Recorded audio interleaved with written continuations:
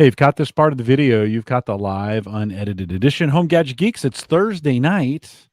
It is the 6th of January, 2022. First time I've been able to say that. First podcast for me of the year. It took me 6 days to get one in. But welcome. If you're joining us live, check in the chat room. I see Andrew and Brian and Ken out there already. That looks like that's working. Although Spreaker, for some reason, is not working. So let's try and see if we can figure that out. So check in the chat room. That's kind of odd. Why? Oh, because the thing is muted. There we go. That's always better.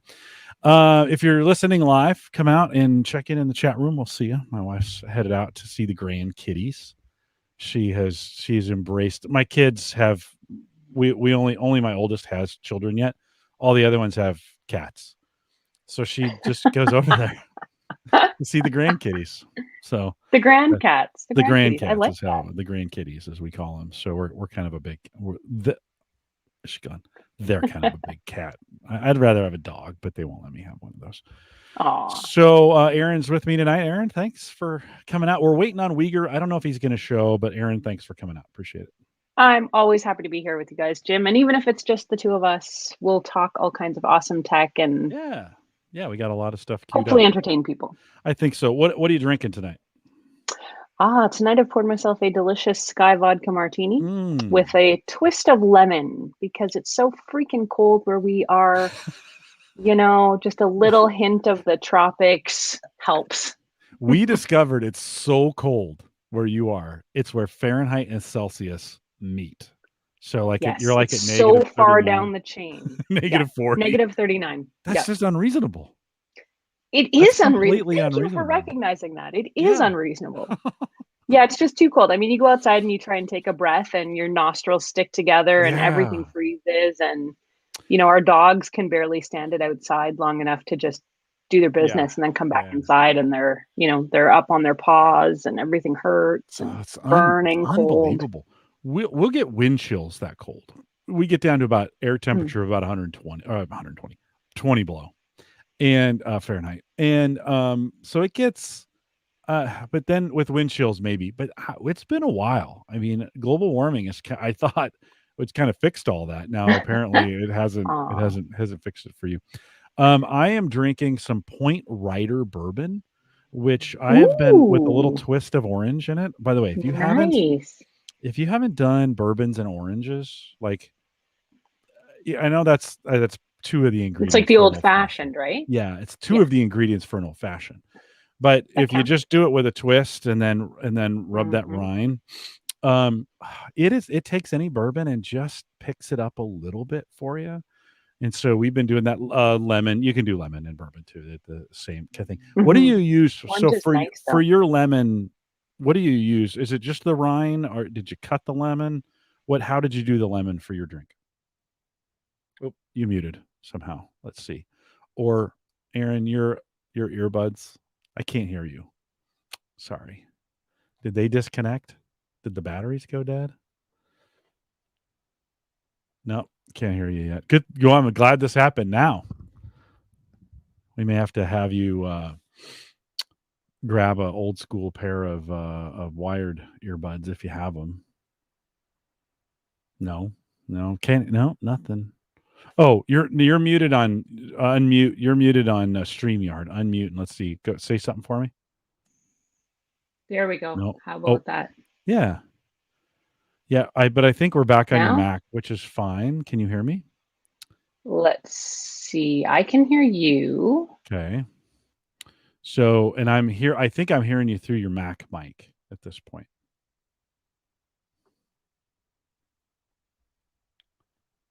But your audio and video are way behind. I might have you drop and come back in just to resync everything back up.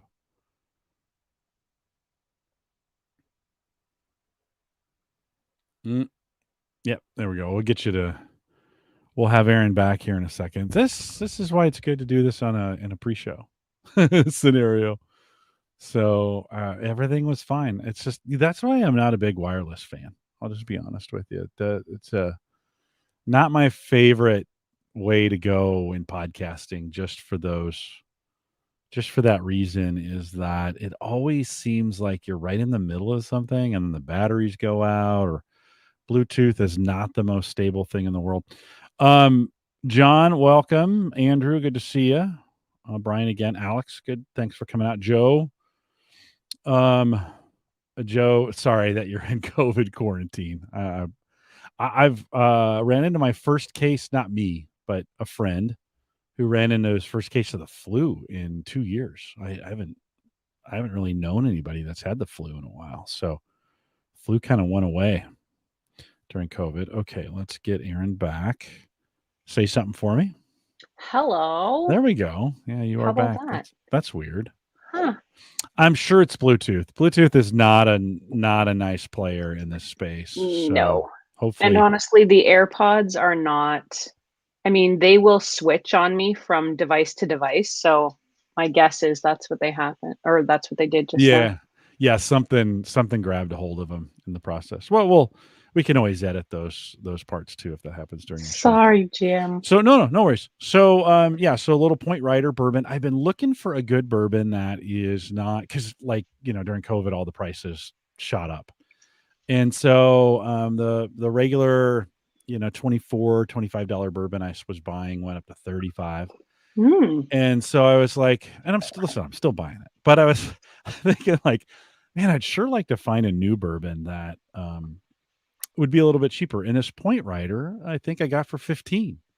And so I'm trying to find that kind of, I had been drinking I had been drinking Old Forester, and that had been, I could get it $18, $19, $20, and that had gone up to $26, $27, $28 during this. So just inflation a little bit. So Point Rider is it Old Forester one. Yeah, Old Forester is really, really good. So good. Still on my list. Don't get me wrong. It's still on my list, but it's wait for it to go on sale. I used to just buy it at regular price. Now it's kind of a wait for it to go on sale. John Biggs also sent me some beers. This will be my backup for the night too. So John has sent me this milk stout, this nitro creme brulee. That looks fun. Doesn't it look good? It's 10%. Really so it's a great I'm going to be pretty leveled by the end of the night. Let's just be really clear about that. It's going to be It's going to be a long night. So I apologize in advance for anything I say. I'm trying to figure out brewed and canned, Southern Tier Brewing Company, Lakewood, New York. So there you go. Where's Lakewood? I wonder. Wonders the Canadian. I wonder. Yeah, we'll have to look that up. Southern Tier Brewing, nitro. It just looks. Well, let's just do a quick pour because you can't. Yeah. That's got. So it's got a little. It's got the Guinness feel to it, and it's a nitro, so I should be able to. Ooh, I'm taking a big risk here. Taking a hard pour on this. I hope it doesn't spill all over the place. Oh, look at all that. over your keyboard. Yeah. Oh, hold it up to the camera and get that bubbles and stuff. Yeah.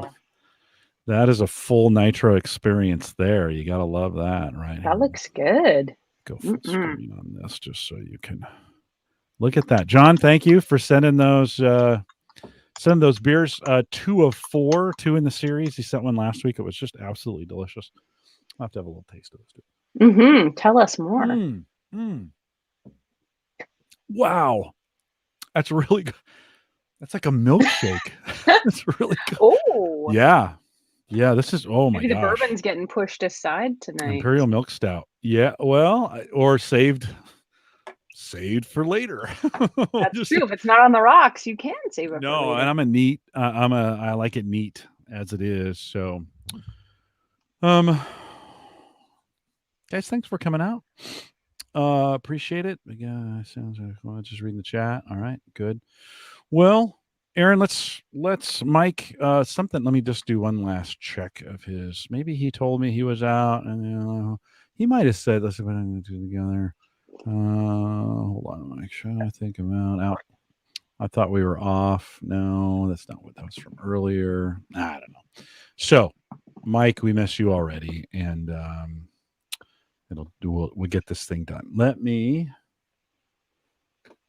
start this thing and we'll talk some tech. Erin, thanks for coming. This is the Average Guy Network, and you have found Home Gadget Geeks show number 519, recorded on January 6th, 2022. Here on Home Gadget Geeks, we cover all the favorite tech gadgets that find their way into your home. News, reviews, product updates, and conversation, all for the average tech guy. I'm your host, Jim Collison, broadcasting live from the AverageGuy.tv studios. Here in what I thought was cold, we were 4 below the other morning, and then I said to Erin Lawrence is with us tonight. Erin, how's the weather? And she said it's 39 below Celsius. Below. Which we found out Celsius and Fahrenheit come together at that moment. Erin, welcome to Home Gadget Geeks. Thank you, Jim. Always good to be here. How do you stay? How does that work? Like, how do you guys?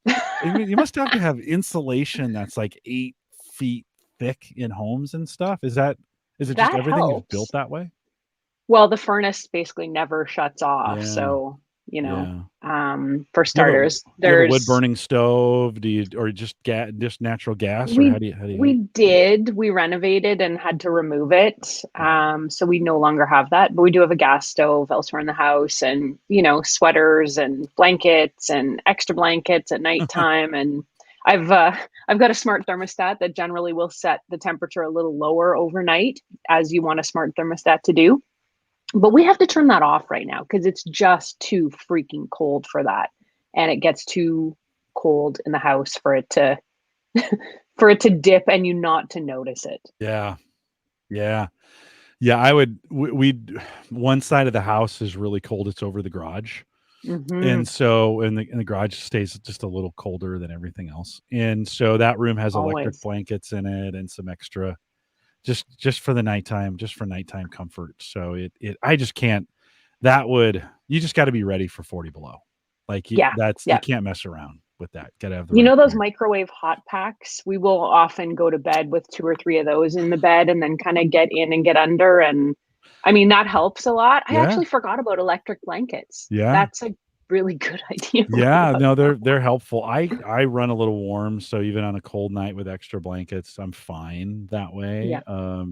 But the wife likes them, so we have a couple.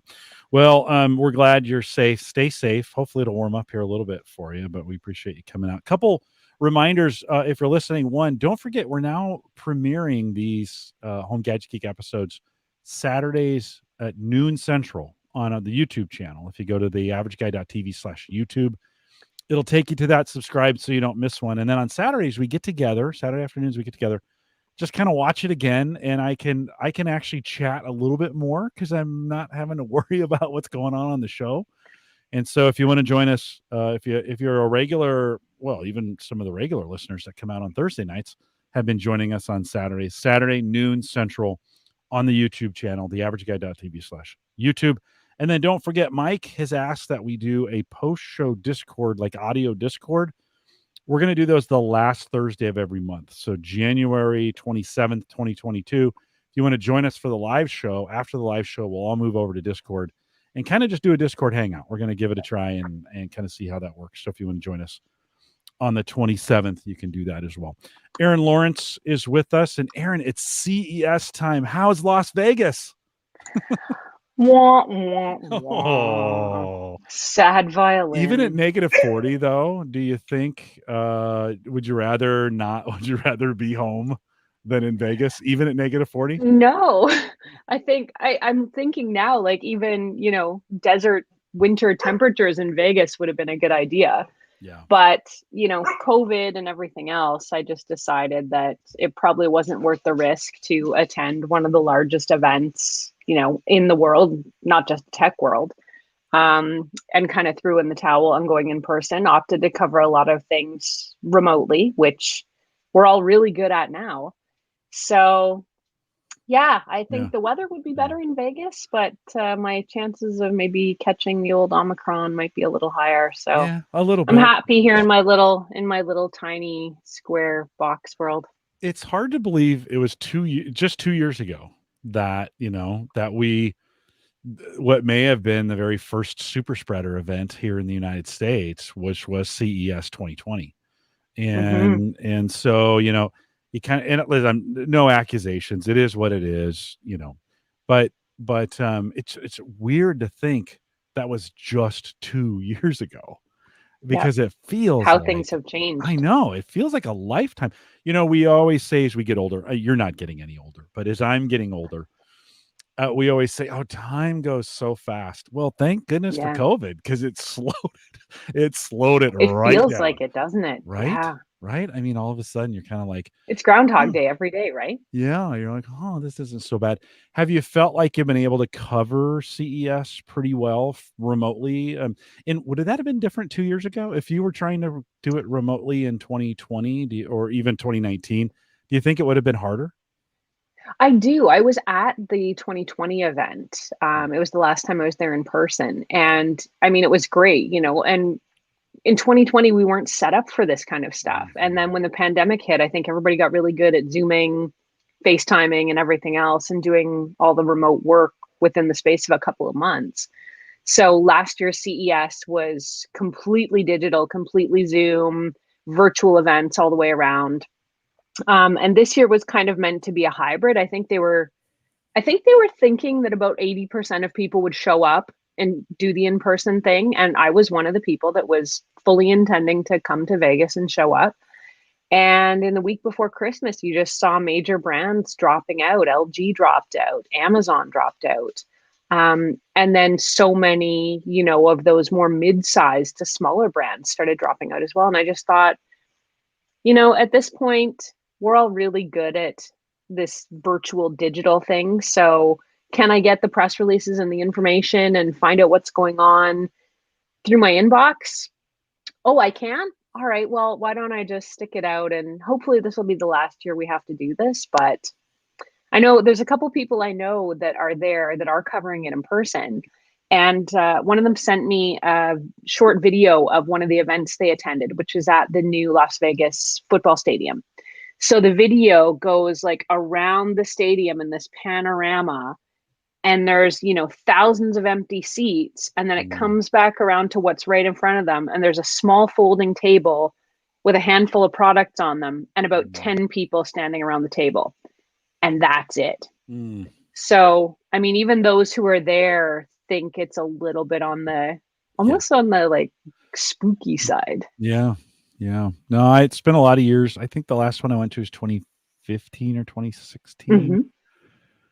Dave McCabe just sent me, who I'd gone to CES with the last couple of years that I went. He had sent me a picture of us there, and that's like, man, that feels like a million years ago. So, yeah. Well, you still got to cover. We're going to spend the next 45 minutes or so kind of chatting through a little bit of kind of what the way you've been kind of covering it, and I appreciate it because you really do have kind of come at it from a gadget perspective, and which is super helpful. Let me cue up my screen. First, let's talk a little bit about Ring launching a much awaited glass breaking sensor, which is when I saw this article from you, a little odd because that's been built into the Alexa Amazon devices for a while. Yes. And yeah. Now talk a little bit about it. Yeah, it was, I mean, it's a surprise, but it's not a surprise. I mean, to be honest, it's something Ring should have done a long time ago when they launched the Gen 1 alarm. They're on Gen 2 now. Ring alarm fans and Ring smart home fans, I guess, have been asking for a glass break sensor, begging even. So it's not surprising that the company's been listening to them and finally brought out this kind of hockey puck size and shaped glass break sensor. But, every other alarm system has this in various different configurations. So it kind of feels like they're playing catch up on it. It's $40. So it'll be interesting to see how good the microphone in it is and how far it can hear. Because at $40 a pop, you're probably going to need a couple of these throughout your house to hear adequately, at least one on each floor. So it's not cheap. And then the other thing that really surprised me is Ring's whole backup was as part of sort of the Amazon family and the Echo Show network. Their default has been, well, if you have an Alexa device in the house, she has microphones and she will listen for glass break if you set it up within the Alexa app. And that's our glass break sensor. So why would we need another physical sensor? It's just an extra device. But I guess people want what they want. So they decided to finally put one out. Yeah, that doesn't make any sense to me. Like, I still like, I get it, but Yeah. maybe, and so maybe people, and we'll talk about this in the next segment that you have as well. Maybe there's some who don't want the listening devices being in their homes.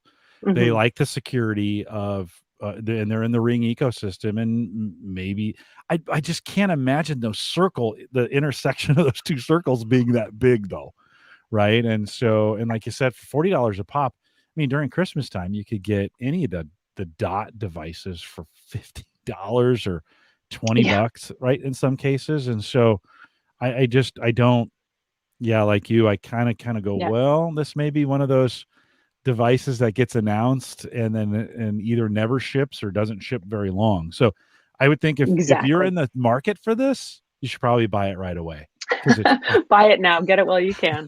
because it may go away pretty quickly. Along those same lines, when we think about home automation and putting everything together, Homey had also announced a kind of a hub, right, for a lot of home automation. Let's talk a little bit about that. Yeah, Homey is it's been popular in Europe, and it's a smart home platform with the promise of, and I say promise because it's only just become available or is just becoming available in North America. But you can basically bring together all of your different smart home brands and gadgets into one app through one device. And how you do this is you use what's called the Homey Bridge, which oddly is also shaped and sized like a hockey puck, Mhm. and put that in your house. Homey's other thing that it does is it says it's not listening to you. It doesn't have those microphones we were talking about. So it's not going to, listen for wake words and hear your conversation. So they are really pushing the whole privacy aspect of this. But what it does is the Homey Bridge will let all of your smart devices, so your Philips Hue, your LifeX, your um, Wemo, whatever you've got at home, connect to its bridge. And then what it does is it brings all those different connections into the Homey app and lets you control everything all in one place, which anyone who's ever tried to set up a smart home or started to set up a smart home and then decided you wanted a gadget from a different entity. And I know, at least in my house, life of a tech blogger, I have every different system, every different brand. And, sometimes you've got to talk to Google, sometimes you've got to talk to A Lady to get what you want out of your smart home gadgets. So the promise of this device that you set up one hub, one bridge essentially, and I think the price on it is $70, and it lets you bring everything together, is really enticing. The funny thing though is that it will work also with voice control. So you can set it up with Google or A Lady, which is funny because they're all about privacy, but yet they're working with the devices that are apparently not about Mhm. privacy. So I don't know, but I guess if you're not really concerned about things listening to you, you will just have to forego the voice control and use the app. But that's the promise of Homey. And I have a review unit on the way, I'm told. So I'm really excited. I'll get to try it out and I can report back in a future episode. I think it gives you choices. That's the thing, right? I mean, you don't based on it in Brian Hour in chat is, I was saying who's going to buy this this Ring, and he's like, well, he's got lots of smart things and Ring, but zero smart speakers. Okay, yeah. Mm, Oh, now he's in. He goes, so I'm in that Venn diagram, right? Where those circles yes. come together. He's in that. So there may be more than I think, and I think the this Homey device may be the same, fill that need, and people will use it in a very niche kind of way. They can choose then what they want to put on that, or the devices they want to put there. It may make Yeah. them fit. I'll be honest. I don't. I have the Philips and I have the Google devices, and I've got the Amazon ones, and I've got a bunch of smart stuff, and I just kind of prefer them all on their own stuff for the most part. Now, Mm, you can put those. Amazon's doing a great job, I think, of bringing it all together. Your Amazon is the best hub that I have, anyways, at this point, as far as bringing them all together. Makes them work pretty well. But I think for some, and I think where this really fits in is this Zigbee Z-Wave world of these other devices that have not necessarily made their way into mainstream, right? So then it adds that a lot of consumers wouldn't even know what Z-Wave. If you said, "Do you have any Z-Wave device?" They wouldn't know what you're talking about. Yeah, that's all the behind the scenes stuff, right? I listened to Home On, which is a podcast, Richard Gunther. I haven't listened to it in a while, but they're always talking about those protocols, right? Those, and to be honest with you, I'm not that well versed in it, but I know from listening to them that there's a ton of home automation stuff that's not mainstream. And if you want to integrate it in, Smart Things was one of those where it was mainstream for a while. And then it wasn't, right? Right. I think Lutron. Well, and IFTTT is another good example of that, right? Some folks know about IFTTT and how to make it work for you, and to other folks, it's a very niche techie kind of thing. Yeah.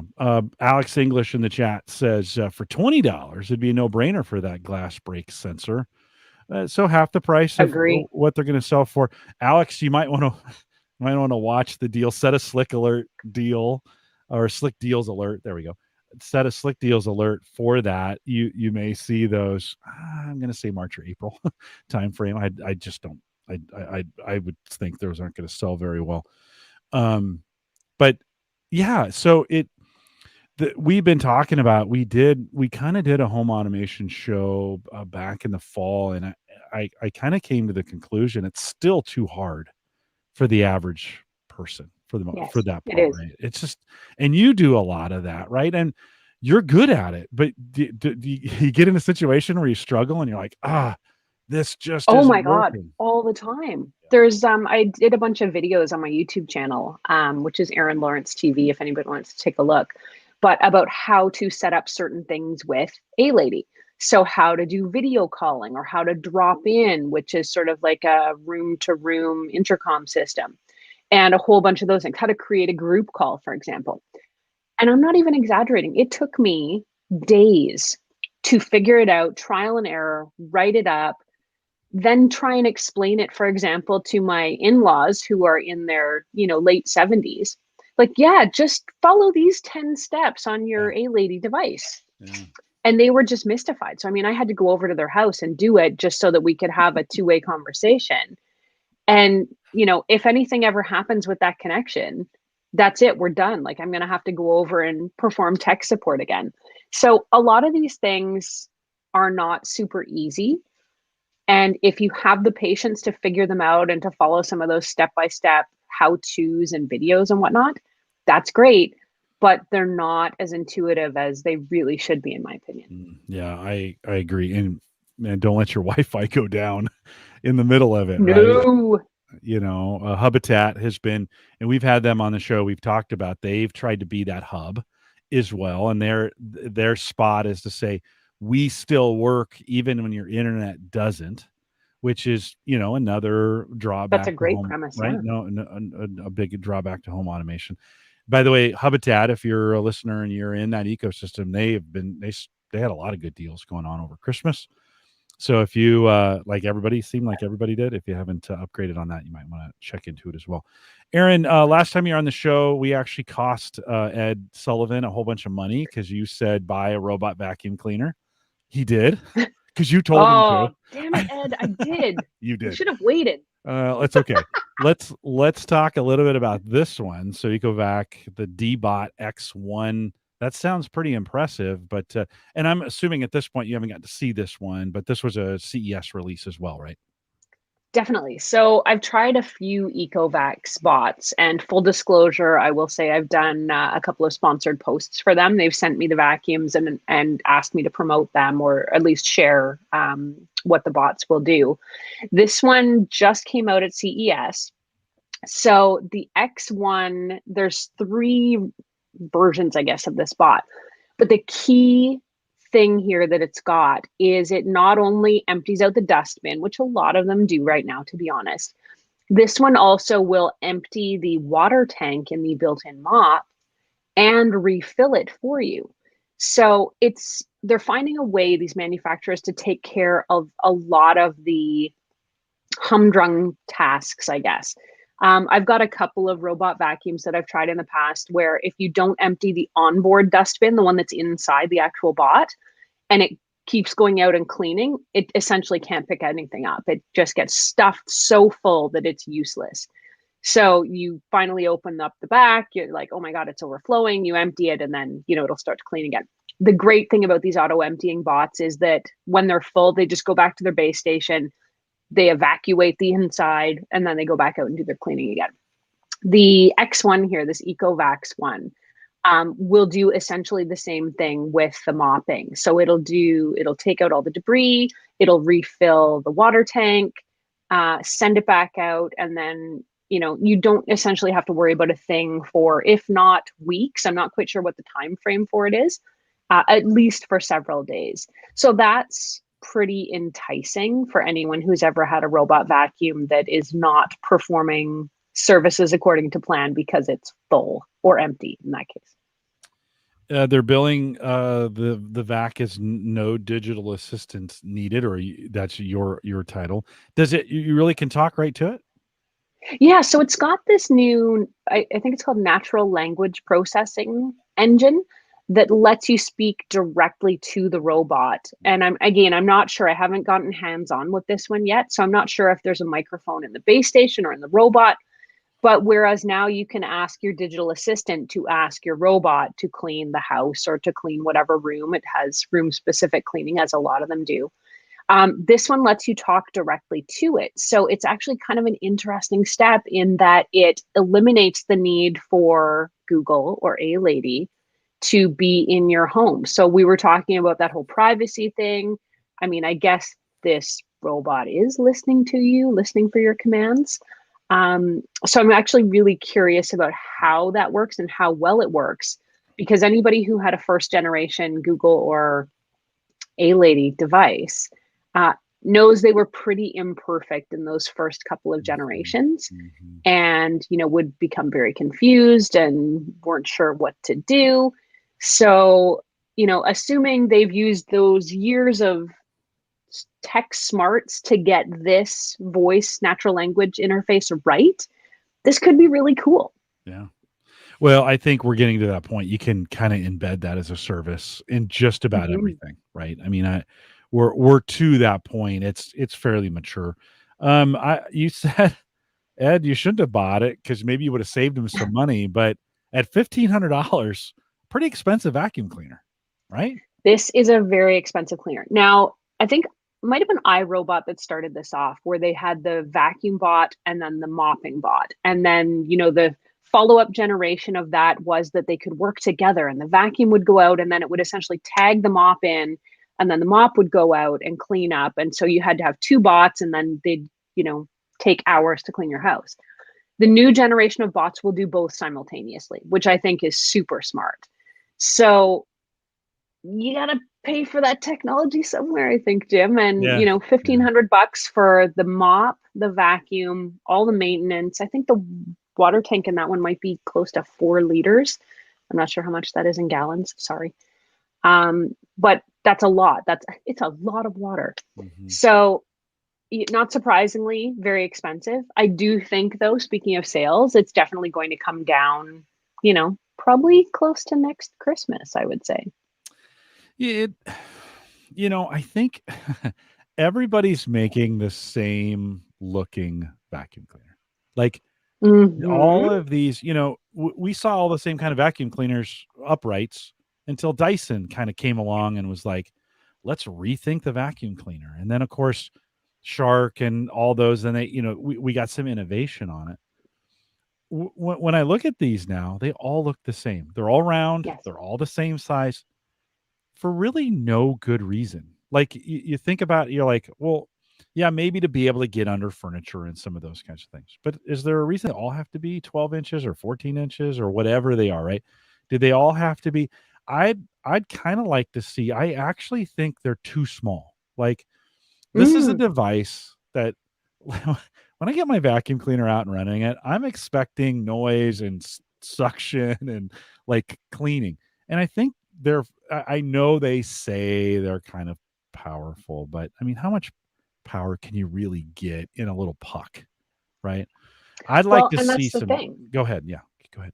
Well, no, I was going to say that I always tell people that if you're looking for a robot vacuum to replace your upright, you're looking in the wrong place. That's not what these are designed to do. Robot vacuums tend to be that go between full vacuums with a large and powerful upright. It'll pick up the pet hair tumbleweeds that you get. It'll pick up, the stray leaves that come in as you're going in and out every day. It's not powering dirt out of all your carpet fibers. So these are kind of helper devices to me. I love your point though about they could be bigger, because the thing that some of these companies are doing now is they're making the robots and these new base stations that they're all coming with. They're either making them almost into furniture or they're making them fit under furniture. And I think you're right. If you could make a robot vacuum that's maybe twice as big as some of the ones that we're seeing now and half as tall, that could live under your sofa, you'd never have to see it. And it could cover a lot more area all at once. Like, that's a cool design idea for it, I think. Yeah. I just think there's some other applications. We've seen some of them that can navigate stairs. These would never navigate stairs. No. Right. And so there may be some applications. And I'll be honest, like I want a more powerful, I'd pay for a little more powerful of a vacuum cleaner. The one, okay, light duty in between. No, if it's a robot, I want it to actually do the robot things, right? Be a full robot and clean my house, in the process. Well, I bet that'll be the next thing, right? Because every year it seems there's a new innovation. And this year it's the self-cleaning and self-refilling mopping bot. Yeah. But in future years, if it's bots that can go up and down the stairs, so it can clean the different floors of your house and figure that out on its own. My sister was asking me, she was surfing for a new robot vacuum. And she said, well, this one says it will clean multiple floors. But how does it do that? How does it get up and down the stairs? And I said, no. It will map different floors, but you have to physically carry it up or down the stairs to the different levels of your house. So some of them will map up to 3 or 4 levels, which is great. But you have to put it on the level and start going. So if the new robot vacuum at CES 2023 or 2024 is one that can get itself up and down the stairs and figure out where it is in your home, Ed's mind is going to be blown. No, I think we're there. I think we have I just think we need an engineer that can come up with it, make it the right price, that kind of deal. $1,500 for a robot that would do that. Like, all of a sudden I'm like, oh, okay, if that could replace it for me. Brian in the chat says I could see this type of device being adapted for large square foot retail stores, especially with rising wages and labor shortages. And maybe a bigger version of it that would, could run overnight. Brian Auer said like a carpet broom.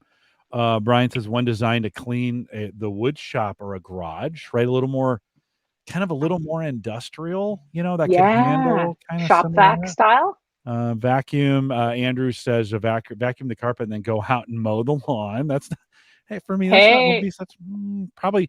Joe thinks maybe a little liability in the one on retail. Although Brian says maybe overnight, right? That concept. So I do think there's some space for innovation in this. And I know, like, that base station does not, if it can navigate stairs and it's a little more industrial, it doesn't need to be in the kitchen. Like, they all have these, and so they make these really elegant looking base stations that are kind of in the kitchen. I don't want it in my kitchen. Like, let me hide that thing somewhere. Well, here's the thing. So I just wrote this story today. Samsung is doing, so Samsung has had what's called bespoke appliances for, I want to say like 2 years now. And the bespoke appliances let you put like different panels on the front or a different color panel on the fridge versus the freezer. And it blends in and it makes it look more like a piece of cabinetry, I guess. So they've extended this to vacuums. So Samsung's Jet vacuum is their stick vac, handheld vac model. Now they have a bespoke version of this vacuum. And the press release from the company actually touts it as, something you're going to want to leave in the living room when your friends come over. And it comes in all these luxurious colors like green and pink and navy blue and whatever. And I just thought, I like where they're going with this, that appliances don't have to be ugly just because they're utilitarian. But there's going to be a long way to go before I am putting, even some of these robot vacuums out in the living room for all to see. And, one of these vacuums in particular, I think it was, I can't remember which brand. There's been so many this CES, but the base station is the size of a side table. So it's massive. You could put drinks on it. You could actually integrate it into your home furnishings. So I mean, that's the two ways to look at it. Do we want them to be on display, on view, and look good? Or do we want to find ways to minimize them, make them smaller, and hide them? And I think the companies would prefer it if they were on full display so all your friends could get jealous about your amazing technology. Sure. Well, in the space, I bought this device that would close a door automatically, but there's a fire in the house, and I'm forgetting now what it's called. I never ended up installing it because my doors aren't strong enough to it's got a really, it's going to move that door. Oh, okay. But I would think, let's put the base station in the garage. And when the thing comes on, it can open my garage door. Like, we're probably to that point now where it's coming in, it opens the garage door, comes into the house and does its business. And that sounded bad. And then maybe not that kind of business, not but that kind of business. The cleaning business, the other kind. And then when it's done, it puts itself away in the garage. That would be incredible. Like just that. Just by the way, the robot mower should do the same thing. It should put itself away in the shed. Or the garage, right? How cool is that? Well, there was another innovation that I noticed at CES, which was there's a company that's put out a smart door. So, we all put smart lighting outside our front doors and smart locks on the front door and a Ring video doorbell on the smart front door. So that's another new innovation. There's a company that's putting out a full smart door. So you get like the full door package. It's got LED lighting integrated into it, which you can set on a schedule, control with your phone. It comes with a Yale smart lock already installed. And that lock does not need batteries because the whole door frame is now wired into the electrical system of your house with a battery backup so that if the power does go out, everything still works. So that whole integrated smart home thing, I think, Jim, is going to be the next thing that we're all seeing. Now, with that said, I think that's great. But what if I'm a Google person? What if I don't want to integrate myself with the Ring Smart Alarm? What if I prefer a different type of locking mechanism? What if I want color changing smart lights instead of white LEDs? So it's kind of a great idea, but you end up being stuck with whatever's built in, and you really can't do much about that. So there's good and there's bad. Andrew says #do not want. So do not want smart door. Well, man, smart doors. I mean, that's a whole different, when we think of, and not doors, but smart locks in particular are a whole different, kind of conversation. And do I want that? Do I want to let Amazon unlock my door, drop the package inside, lock it back up for me? Right. There's a lot of trust associated with those. So I was in the market. I really thought at one point I was going to pull the trigger on that iRobot and didn't. And I'm still kind of glad I didn't in some ways. I'd like to get the mop, but our kitchen just isn't big enough to really warrant the cost for that. We can just kind of mop it. It's one of those kind of things. It'd almost be more work to set it up to have the robot mop it than just to mop it. It's not that big. So well, and the mops are improving too, Jim. So I mean, even if you did want something for your kitchen, one of the new ones I saw today has actual scrubbing pads on the bottom. So most of the robot mops that you would get today have like a mopping plate, and it's got a microfiber cloth, and it will just sort of drag that damp cloth across your floor, and they call that mopping. It's really wiping, if we're being honest. And that's fine. And to some extent, it keeps the muddy paw prints down and it keeps the dust at bay, which is great. But the new one I saw today had these dual spinning mopping pads and then, that self-cleaning mopping and stuff built in. So, they're getting better at actually scrubbing, which a lot of the mops can't do right now. And I mean, mop is also kind of a misnomer for what these devices do, because mop implies like, if I spill a liter of milk on the floor, I can send the robot out and it's going to clean it up. Not so with today's smart mops. Mm-hmm. They are dust wipers. They are not shop vacs or hoovers. Wow, you just hammered like I would definitely not buy a smart mop at this point. But you know what? It is if you put the mop in the same category, you should put the vacuum, which is light duty, in between. Yes. I'm supplemental. I do the vacuuming here at the house, and so I actually, as we've been talking about this, I've been experimenting with because I was doing it every week, and I was like, I wonder how long I could wait. Like, as I was thinking about buying one of these, like, okay, what would that mean to me if I skipped some weekends? And I actually went 4 weeks. I was like, oh no, it's still kind of clean. It's okay. We'll let it go another week. And some people call that lazy, but I did. It was an experiment. Don't judge me. So no, it's science. You're doing exactly. it for science. All these listeners are judging me now. They're like, geez, how dare you? Well, you vacuum all the time then.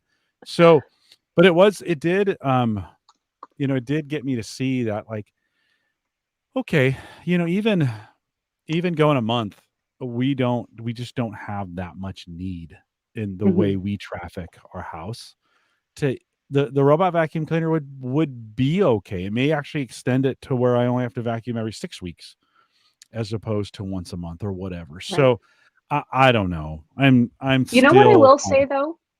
I'm with you. It's just my husband and I here and our 2 dogs. And I would say, if you ask me, I would say we're very tidy. We don't track in a lot of dirt. The shoes come off at the door. If something gets spilled or falls, we sweep it up right away.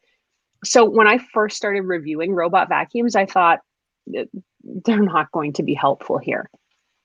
And let me tell you, I think I said this to Ed, the amount of dirt that it picks up that you have no idea is down there when you think your house is clean, because you're emptying the dustbin out of this thing, unless you get one of these new ones that does it itself. Right. It's shocking. It is really surprising. I thought we had a very clean home, and every damn time I emptied the dustbin out of one of these robot vacuums, and I have 3 in the house right now, so it's surprising. There's so much in there that I'm just like, wow, we are doing something very wrong. Yeah, you're probably right. It also will vacuum in different areas that I can't vacuum. So it's some diversity in vacuuming, which is good. I think we all need vacuuming. I like that. Diversity. Diversity in vacuuming. You should sell that to iRobot as a tagline. That's right. Andrew thinks your dog is secretly a Boston Dynamics prototype. That's in there. Oh, what's the dog's name? We saw her briefly. That was Kika. We have she's a black lab shepherd, so she is very long, lean, and tall, and she climbed up into the frame while I was chatting earlier. Brian is judging me. Says once a month my mom would ground you. I don't do that all the time, Brian. It was just a test. It was science. Just to kind of see if how long I could go. It was a little bit of laziness too. I was kind of like, let's just kind of see. Well, the last one I want to go over here before we run out of time with you today, this is near and dear to my heart because I have 9 monitors. Do you actually have 9? I do have 9. Like where you are right now, or just between home and the office? No, I have 3 more. I have 3 more in the office. Yeah, no, I have 9 just on my desk here. Now I count the laptop screens as screens. Sure. Don't count the tablets and phones that I'm using as monitoring devices in that. So I have 9. Okay. Including the Samsung curved 55-inch Odyssey Ark monitor that also rotates. Now, I have not ever thought of taking a curved screen and putting it in portrait mode. Tell me a little bit about this screen. Yeah, there's writers apparently. And I am a writer, and this has never really occurred to me, but a lot of writers like to work in portrait mode because you can see your document developing as you're writing it, and you can, scroll up and down through the document and see more of your real estate. They love it. Great for people who do a lot of social media. If you're doing Instagram stories or TikTok videos, you're living in a vertical world. So having a monitor that can flip around and adapt to you is kind of enticing. I think it was either Samsung or LG 2 years ago at CES actually announced a TV that was on its own motorized mount that would go vertical or horizontal depending on what you were watching. So there's starting to be a case for this kind of, vertical, horizontal, multi-purpose screens that we can use to maximize whatever it is we're viewing. So this monitor, though, I was actually really surprised by how it looks, because it's curved not just in the direction you think it is, which is that it wraps kind of around your field of vision, but the monitor itself is also concave. So it really goes to kind of wrapping around your entire being. Mm-hmm. And I don't know if I would like this. I've only recently added a widescreen monitor to my own setup. And I'm like, wow, it's so big. Like, there's so much going on. I don't know if I like this or not. So if I had this monitor that was also like coming around over my head almost, which is sort of what this thing looks like it's doing. And at 55 inches, let's be honest, like that's the size of a lot of smaller TVs. Mm-hmm. So, I mean, I don't know how you possibly see everything this way, but it's kind of an enticing prospect and a cool idea. And I mean, for creative types or gamers or those TikTokers who really want to see everything they're doing, it's kind of a neat idea. It'll be interesting to see if it gets some uptake. The pictures I'm showing on the video are just giving it some scale. And I guess until I really looked at these pictures, the one we're looking at right now really gives you a great indication of scale. This is a huge monitor, right? Yeah. And listen, I'm in heaven. Like, I could imagine myself podcasting on this monitor for a couple of reasons. One, it gets me 3 1080p like screens, right? Yep. One on top of the other. From a podcasting standpoint, I could have you and the podcast right in the middle, and then a full screen below it and above it, right? Which gives me, maybe the chat is down below, and then whatever we're looking at from a screen perspective is above. I have an ultra wide today. Ultra wide, I think I have a 34-inch ultra wide. Mm-hmm. You got to get a little bit wider to that to get like a true 1080, two 1080s out of it. I mean, you got to work to get two 1080s out of it, right? It's got to be really, really wide. Yeah. From a display on screen standpoint here, it's beneficial to me. The wider, the better. And so to kind of have that space and be able to use it from a podcast, I want two of these. I want one in front of me and one to the right of me, and have 6. That would be great. 6 screens. The thing that I keep seeing is that it curves so far above you. Most of us try and work at eye level and in our field of view. Yeah. But this one is truly, I mean, you would really need to sit back, and you definitely need to look up. Yeah. And when you go to the movies, nobody wants to sit in the front row where you got to kind of crane your neck and do that. Yeah. Right? Yeah. So it'll be interesting to see if maybe it's in how far away you sit from that monitor. But I thought it was a really cool idea, and the vertical horizontal option is pretty cool too. With the what we're showing now is kind of the horizontal look and how curved that is. At 55 inches, it's got a very extreme curve to it. It would need to.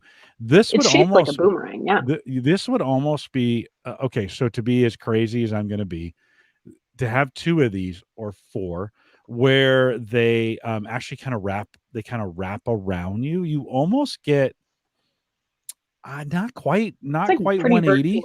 Yeah. Not quite 180, but pretty close. I mean, so imagine having 2 in front, right? So it's wrapping 180, and then you've got some that are going up from that over the top of you. So that would be so You're in good. heaven, Jim. Oh my gosh. Listen, people, when I tell people I've got all these monitors, they're like, really? Do you use them all? I'm like, every single one. Yeah. Every day. It's just the way It's just a way I process stuff. I want to see it. Yes. I got my cameras on some. Having those additional monitors, because I work on a laptop a lot of the time, and for many years I did not have another screen. I finally added another screen about a year and a half ago, just a regular size one, like a 20-inch monitor. Yeah. And then I've experimented with a variety of bigger and widescreen monitors, and it makes a huge difference. I mean, you can have so many things happening at once. Or for me, if I'm, editing a video and then reading a script, and then I want to keep an eye on, my email for something I'm waiting for, like you can see all of that stuff at once, and it's really helpful.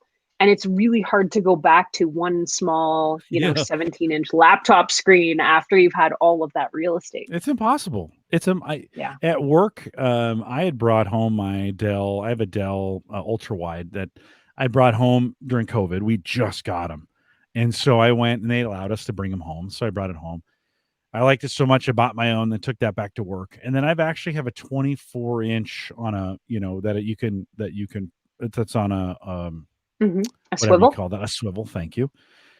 And I leave it in portrait mode full time because there's some applications I do at work where I need portrait. And two in particular, by the way, Teams is 1,000,000 times better in portrait mode than it is in landscape. So even if you had a small little monitor that you were using just for Teams, like that'd be ideal for a little 20-inch monitor in portrait, or a little even 22 in portrait for Teams. Perfect. Like it's the perfect orientation for it.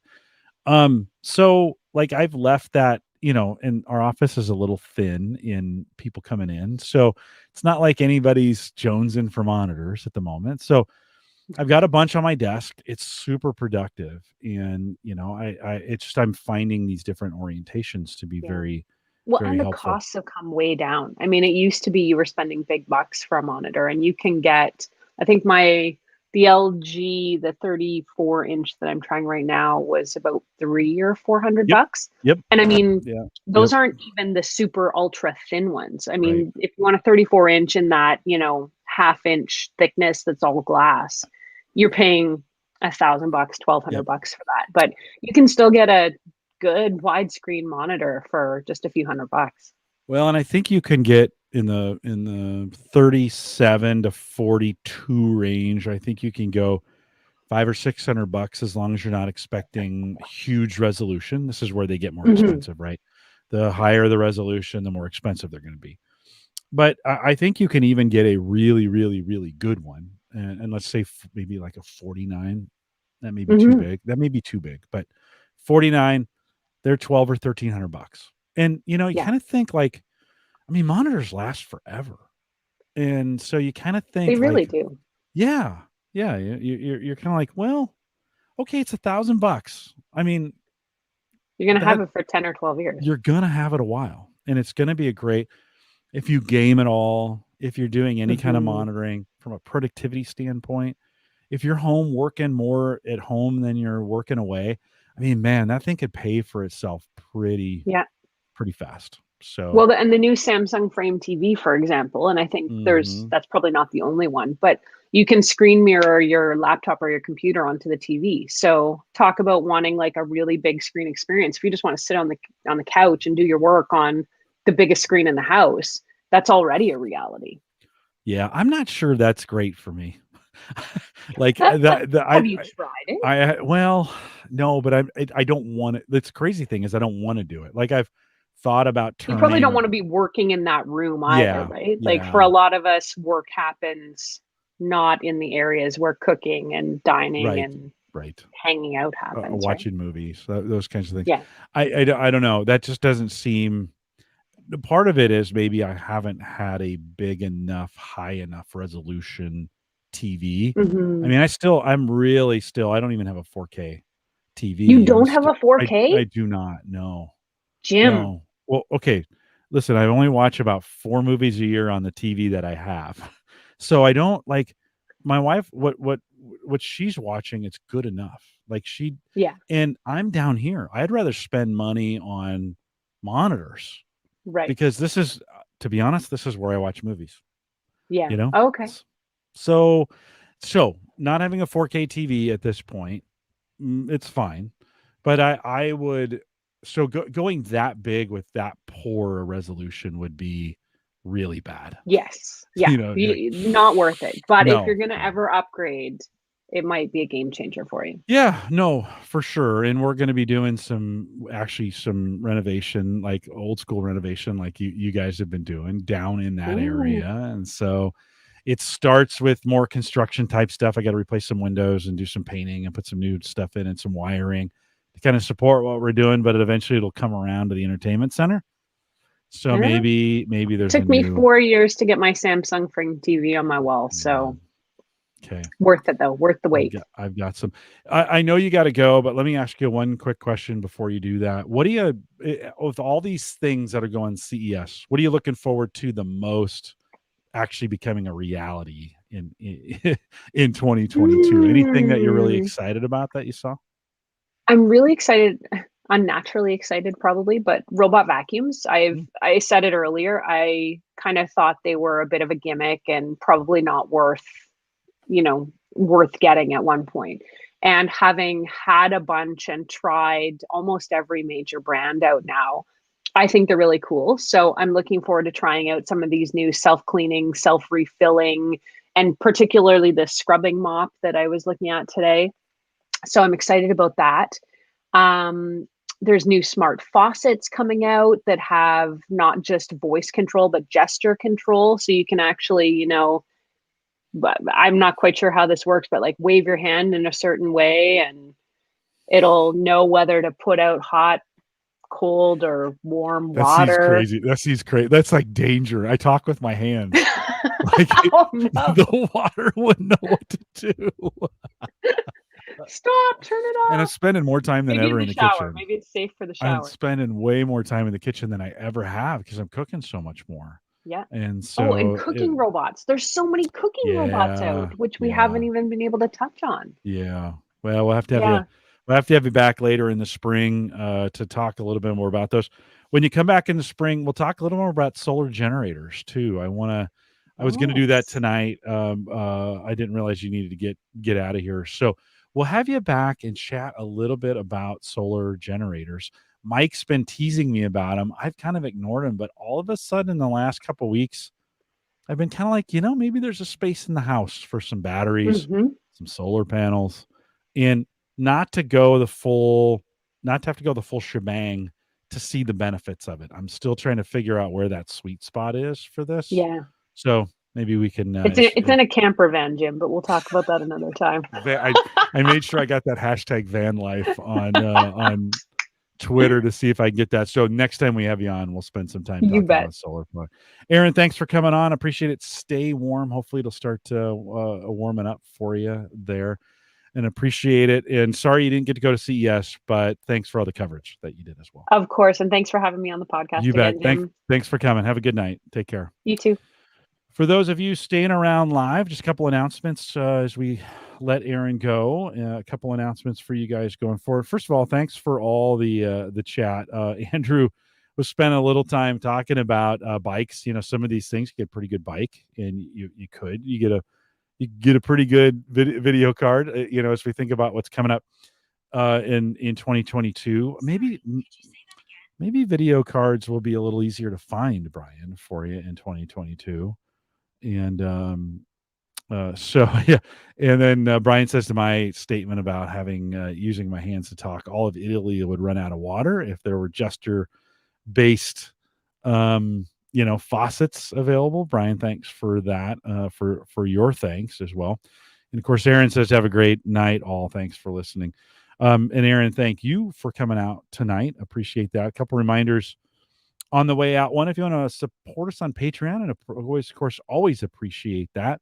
theaverageguy.tv/Patreon. We have a $5 plan if you feel the need. If you don't, if you've just been listening, that's fine too. Just do it that way. I always appreciate you guys just doing what you do.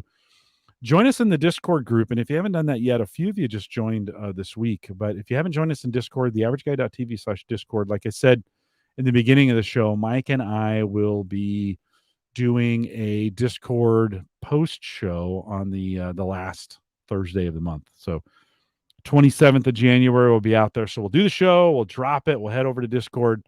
He'll walk us through getting all that done, and we'll be on Discord, and that'll be fun. Everybody will have you guys can talk. We can have a little conversation, and so appreciate Mike helping me with that and getting that done. theaverageguy.tv/Discord if you want to get there. Leave us a message. Leave me a message if you'd like. I'd love to be able to play those messages on the show. HomeGadgetGeeks.com. If you want to send me a beer or feedback, either way. Again, John, thanks for the nitro. Man, this has been delicious. Here's the deal. Like, I drank, you had to be at the pre-show for the beer pour, but I drank most of the beer and almost none of the bourbon. So the beer was really good. And John, so I appreciate it. You want to send me beer to pour on the show? Always appreciate that. Jim at theaverageguy.tv, and we can get that arranged. Follow me on Twitter at Jay Collison. And of course, web and media hosting powered by Maple Grove Partners. Christian is on the show next week. So whatever day that is, this is the 6th. So the 13th of January, Christian's coming on to kind of catch up, get us caught up on some stuff. And so, of course, but get secure, reliable, high-speed hosting from people that you know, and you get a chance to talk to them next week. Visit maplegrovepartners.com. No inflation there. Plans still as little as $10 a month, and you can get things. That's a pretty great deal, and he'll lock that in for a while. So if you want to get that done, maplegrovepartners.com. Thanks for coming out tonight, and appreciate you and you guys. No post show, of course, with that, with just me. I'm not. You guys know me. I'm not the biggest fan of going solo on this, although I appreciate you guys in the chat room being out there, and thanks for coming out tonight. We are live every Thursday, 8 p.m. Central, 9 Eastern, out here at theaverageguy.tv/live, and we'd love to have you out here. If you're a regular podcast listener, maybe you make it your resolution to come out in the month of January or whenever and join us for a live show. Andrew, Brian, John, Joe, who else was out there tonight? I saw Ken a little bit earlier, Brian Auer, Alex English. Thanks for coming out and being part of the show. To be honest, I can't do it without you guys. I kind of, a fourth of the show is your guys' comments. So I appreciate you guys doing that, and I couldn't do it without you. We'll be back next Thursday with Christian. And I'm looking forward to that show. Looking forward to catching up with him, seeing what's going on, and hopefully we'll have Mike back as well. Thanks for coming out. With that, we'll say goodbye, everybody.